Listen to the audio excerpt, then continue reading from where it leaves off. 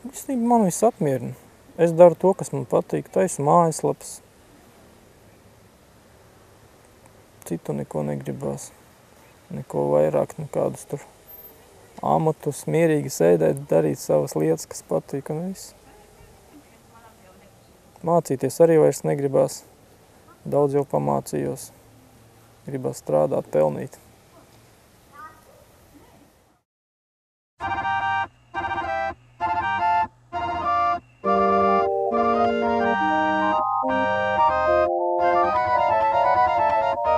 Es nodarbojos ikdienā, uzturu novada domes mājaslapu un pagasta arī 2 lapas oficiāli skaitās.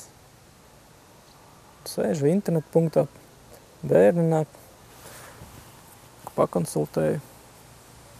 Nodarbojos ar savām privātām lietām, laika ir daudz, taisu mājaslapas klientiem. Es vispār sevi neuzskatu par datoriķi. Es nezinu. Nevaru teikt, ka es tur baigi daudz ko tur zinu. Es kaut kādā vienā nišā savā darbojos tur. Bet, lai es tur būtu datorīts, tur baigi tur mācītos, nē. Tam man tāds kā vairāk kā hobijs, ar kuru var nopelnīt. Nē, es tur mācījos daudz ko. Vairāk pašmācības ceļā. Ir tagad jāpamācās arī, lai būtu līmenī, turētos, viss attīstās. Bet es tā nē. Man tā nav. Ka tur visu laiku pie datora sēdēt. Man jau pusdzīves 16 gadi ir tā kā ielic ūdenī un salauz kaklu.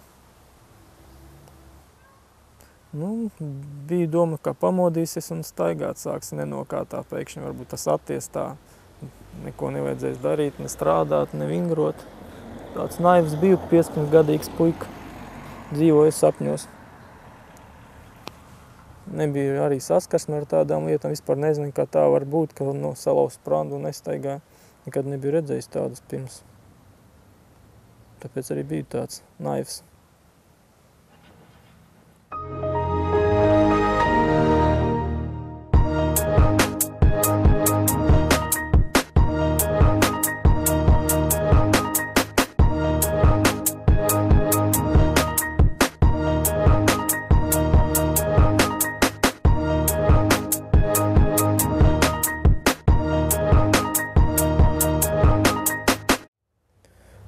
Grūti bija pirmie gadi.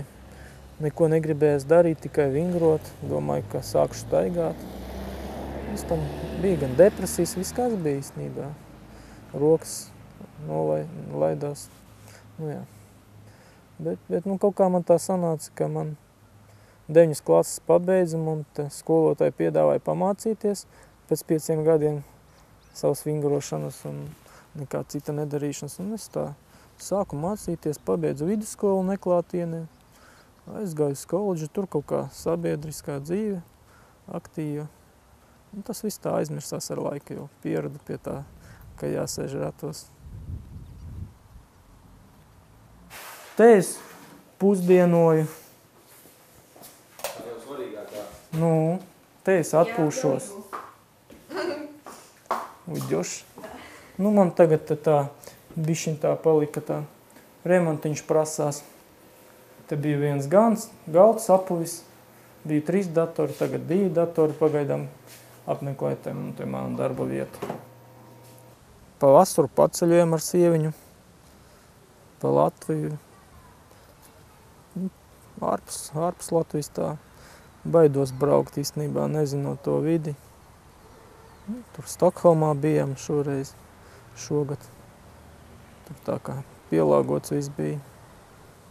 Nezinu. Baltkrievijā tur jau Padomju Savienība vēl tāda nostalģija varbūt arī ir. Viss tāds kolhozi. Stokholmā kaut kā man izbrīnīja tur, kā saka, piemērota vide, bet, braucot pa tiem ceļņiem, tur kaut kā arī bija visādi tur pakāpieni, nebija tik viegli izbraukāt arī dažreiz. Dažreiz pat Latvijā vieglāk izbraukt Rīgā. Kur es citur? Vācija Vācijā viss kārtībā. Vide pielāgota. Rīgā viss darbs ir. Nav ko tur darīt. Mazajās pilsētās te jau vispār nerunāju. Kas te ir Gataris un veikali. Veikali es vispār brīnos, kā viņi te izdzīvoti. Kādi 10 veikali ciematā. Un eksistē kaut kā. Nu, cita darba te nav. Visi uz Rīgu. Nē, šeit nav lauki. Šeit ir tāds liels ciemats. Gandrīz jau guļam rajons, var teikt. Nu, cik tu 40 km līdz Rīgai, pusstunda un tu jau esi Rīgā. Te arī no Rīgas īstenībā daudz pārvācās dzīvot. Lētāk ir. Klusi, mierīgi.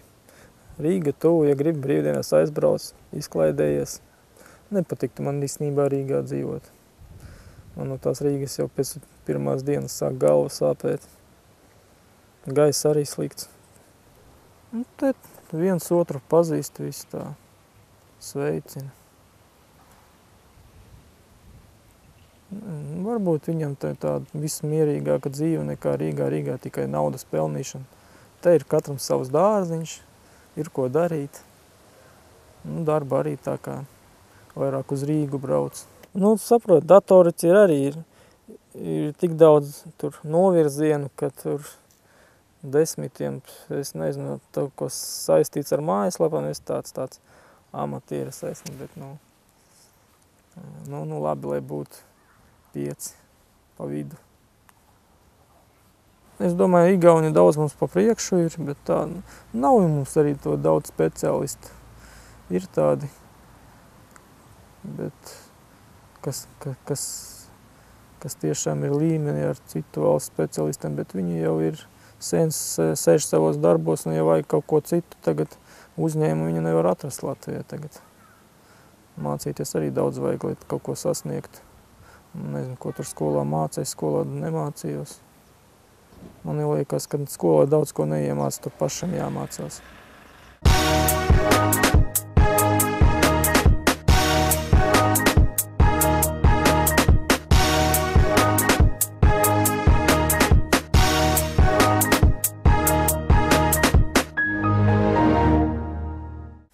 Man tā visa situācija neapmierina, tā korupcija, man liekas, viss tur draugu būšanas.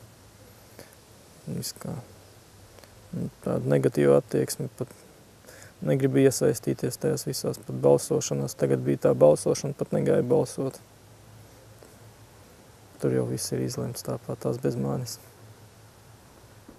Uz vēlēšanām var neies? Nu, uz vēlēšanām aiziešu, jā. Nobalsošu. Bet tāpat tās jau.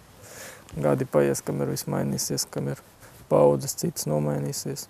Mēs jau dzīvojam tie padomju savienības domāšana, tie viss tik sev. Es nezinu, man pietrūkst. Varbūt aiziet uz mežu, sēņot tā. Man nekādu šķēršļu nav. Ja ir līdzi ģimene, sieva, kas palīdz, nekāda barjera nav.